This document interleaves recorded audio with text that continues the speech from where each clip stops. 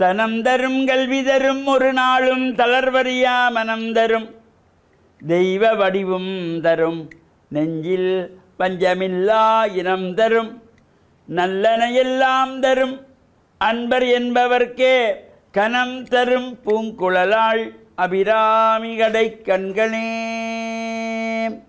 ஓம் நமச்சிவாய. மேன்மைகள் சைவநீதி விளங்குக உலகமெல்லாம். நோயற்ற வாழ்வே குறைவற்ற செல்வம். அந்த நோய் நொடி இல்லாத வாழ்வு இந்த உலக மக்கள் எல்லோரும் வாழ வேண்டும் என்று கலியுகத்தின் காந்தமலை ஜோதியாகிய சபரிமலை சுவாமி ஐயப்பனுடைய திருவடிகளை சிறந்தாழ்த்தி டான் தமிழொலி ஓம் தொலைக்காட்சி நேயர்கள் அனைவருக்கும் சர்வதேச இந்து மத குருபீடம் அகில இலங்கை சபரிமலை ஸ்ரீ சாஸ்தாபீடத்தின் சார்பில் இனிய வணக்கங்களும் நல்லாசிகள். இன்றும் மங்களகரமான விஸ்வாவசு வருஷம் ஆவணி மாதம் 8ஆம் நாள் 24/8/2025 ஞாயிற்றுக்கிழமை.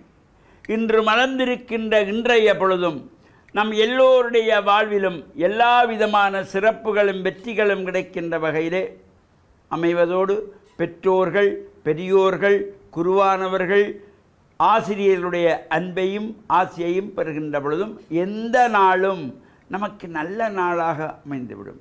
பெரியோர்களுடைய ஆசையும் இறையாசையும் கிடைக்கின்ற பொழுது எந்த நாளுமே நமக்கு நல்ல நாள் தான். இன்று ஆவணி மாதத்தினுடைய 2வது ஞாயிற்றுக்கிழமை.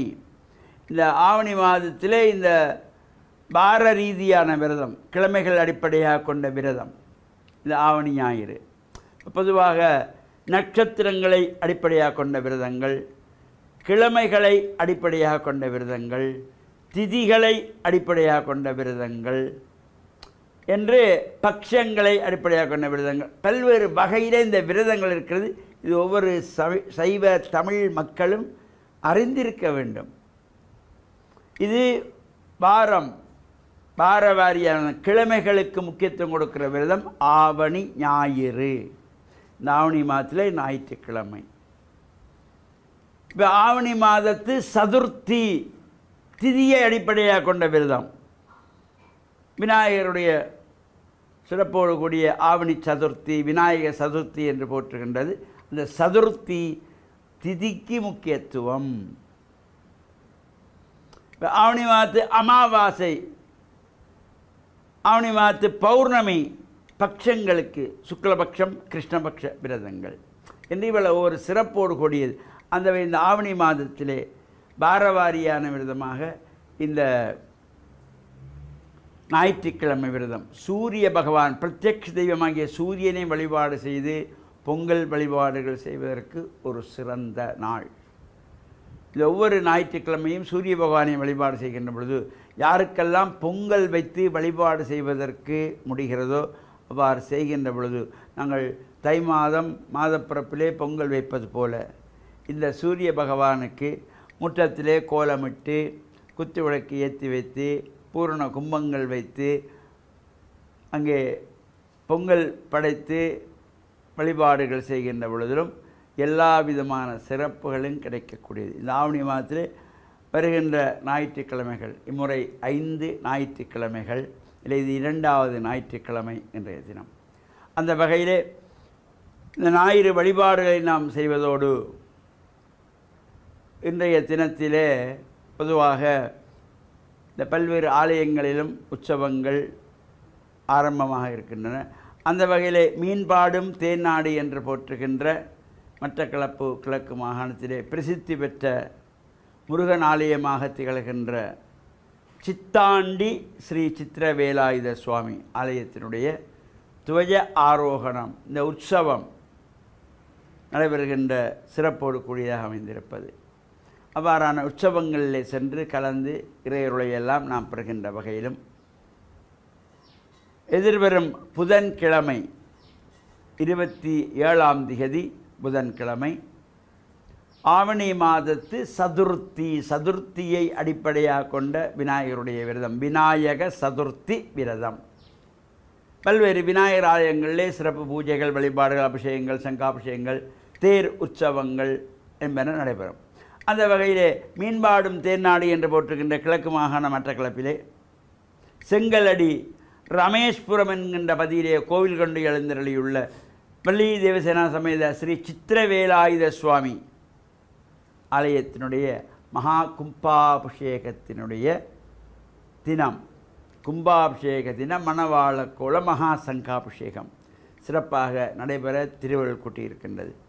காலையிலே சங்காபிஷேகத்தை தொடர்ந்து முருகப்பெருமானுக்கு அலங்கார தீபா நடைபெற்று சுவாமி எழுந்தருளி உள்வீதி உலா வந்து அடியவர்களுக்கு அருள்காட்சி கொடுத்ததும் சகல அடியார்களுக்கும் மகேஸ்வர பூஜை என்கின்ற அன்னதான பூஜையும் நடைபெற இருக்கின்றது. இந்த நிகழ்வுகளும் கலந்து இறையருளை பெற்று மண்ணில் நல்ல வண்ணம் வாழ டான் தமிழ் ஒளி ஓம் தொலைக்காட்சி நேயர்கள் அனைவருக்கும் சர்வதேச இந்து மத குறிப்பீடம் அகில இலங்கை சபரிமலை சாஸ்தாவிடத்தின் சார்பில் நல்ல ஆசிகளை கூறிக்கொள்வதில் மனமகிழ்வு கொள்கிறோம்.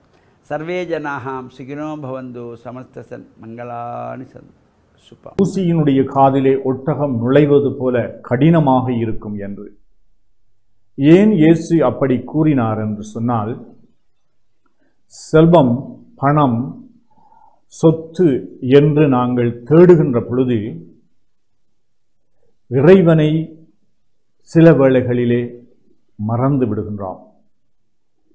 இந்த சொத்து, பணம் என்று நாங்கள் தேடுகின்ற பொழுது இங்கு சுயநல பிரியர்களாக அல்லது பேராசை கொண்டவர்களாக மாறுகின்றோம். நாங்கள் நாளாந்தம் பார்க்கலாம், பணமுடையவர்கள் எல்லோரும் அல்ல, பெரும்பான்மையானவர்கள் மேலும் சொத்துக்களையும் பணத்தையும் நாங்கள் சேகரிக்க வேண்டும் என்பதனாலே அன்பை கைவிடுகின்றார்கள், அறத்தை கைவிடுகின்றார்கள், நேர்மையான வாழ்வை கைவிடுகின்றார்கள், மற்றவர்களை அவர்கள் அடிமைகளாக்குகின்றார்கள், ஏமாற்றுகின்றார்கள், தங்களுடைய மனச்சாட்சியின் குரலை விற்றுவிடுகின்றார்கள். அதனால்தான் இயேசு பற்றற்றவர்களாக நாங்கள் வாழ வேண்டும் என்று, எங்களுக்கு தேவையான பொருளாதார வளங்களை நாங்கள் தேடிக்கொள்ள வேண்டும். எங்களுக்கு மட்டுமல்ல, எங்களிலே தங்கியிருக்கின்றவர்களையும் நாங்கள் வாழ வைக்க வேண்டும். அவர்கள் மனிதர்களாக வாழ்வதற்கு, அவர்களுடைய தேவைகளை நிறைவு செய்வதற்கு நாங்கள் ஒவ்வொருவரும் கடமை கொண்டவர்களாக இருக்கின்றோம். அதனாலே பணத்தை தேடுகின்ற பொழுது ஆசையை விட்டு பணத்தை நாங்கள் தேட வேண்டும். பேராசை கொண்டவர்களாக வாழுகின்ற பொழுது இறைவனுக்கு எதிராக நாங்கள் யுத்தம் புரிகின்றோம். ஏனென்றால் இறைவன் ஏழையர்களை அதிகமாக அன்பு செய்கின்றார் என்று இறை வார்த்தை கூறுகின்றது. ஏனென்றால் ஏழையர்கள் இறைவனை நம்பி வாழுகின்றார்கள், இறைவனிலே தங்கி வாழுகின்றார்கள், இறைவனை அவர்கள் நம்புகின்றார்கள் மட்டுமல்ல, இறைவனையும் தேடுகின்றார்கள். அதனாலே பணமும் சொத்தும் செல்வாக்கும் எங்களை அணுகி வருகின்ற பொழுது நாங்கள் இறைவனை மறந்துவிடக்கூடாது. இந்த இறைவனுடைய ஆசீர்வாதங்கள் தான் இந்த சொத்தும் பணமும் ஆகும். இறைவன் எங்களை அன்பு செய்வதனாலே எங்களுக்கு ஏராளமான நன்மைகளை, ஆசீர்வாதங்களை பொழிகின்றார். எனவே நாங்கள் தேடுகின்ற செல்வமும் சொத்தும் பணமும் வசதிகளும் எல்லாம் இறைவனுடைய ஆசீர்வாதம் என்று நாங்கள் பெற்றுக்கொள்ளுகின்ற பொழுது நிச்சயமாக நாங்கள் தேடுகின்ற வழிகளும் இறைவனுக்கு உகந்த வழிகளாக இருக்கும். நேர்மையற்ற முறையிலே பணத்தை திரட்டுகின்றவர்கள், மற்றவர்களை அடிமைப்படுத்தி தங்களுடைய செல்வத்தை வளர்க்க விரும்புகின்றவர்கள், மற்றவர்களை அடிமைகளாக்குவது மட்டுமல்ல, பொருட்களாக அவர்களை ஏமாற்றி அவர்களை சுரண்டி வாழுகின்றவர்கள் நிச்சயமாக இறைவனுடைய கண்ணுக்கு அவர்கள் பொருத்தமில்லாதவர்கள், நல்லவர்கள் அல்ல. அவர்களுடைய உள்ளத்திலே இறைவன் அந்த அமைதியை, நிம்மதியை கொடுக்க மாட்டார். ஆனால் இறைவன் தருகின்ற அமைதியை, நிம்மதியை நாங்கள் பெற வேண்டுமென்றால் அவர் ஆசீர்வாதமாக தருகின்ற எங்களுடைய உழைப்பு, எங்களுடைய கடினமான எங்களுடைய முயற்சிகள், எங்களுடைய விடாமுயற்சி, எங்களுடைய அறிவு, எங்களுடைய ஆற்றல்கள், இவற்றையெல்லாம் நாங்கள் பயன்படுத்தி செல்வத்தை திரட்டினாலும் நாங்கள் இறைவனை மறந்துவிடக்கூடாது. இறைவன் காட்டுகின்ற வழியிலே நாங்கள் அவற்றை தேடவும், அவற்றை பயன்படுத்தவும், அவற்றை இறைவனுடைய ஆசீர்வாதம் என்று பெற்றுக்கொள்ளவும் இறைவன் எங்களுக்கு அருள் கூற வேண்டும் என்று இந்த நல்ல நாளிலே உங்கள் அனைவருக்காகவும் பிரார்த்திக்கின்றேன். ஆமென்.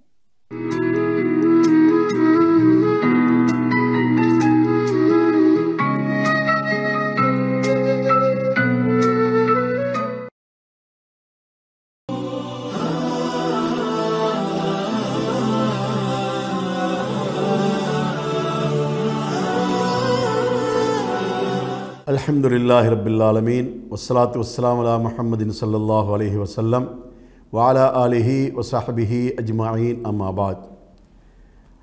அன்புள்ள நேயர்களே, சகோதரர்களே, இன்றைய காலை பொழுதிலே உங்களை சந்திப்பதிலே நான் மகிழ்ச்சி அடைகின்றேன்.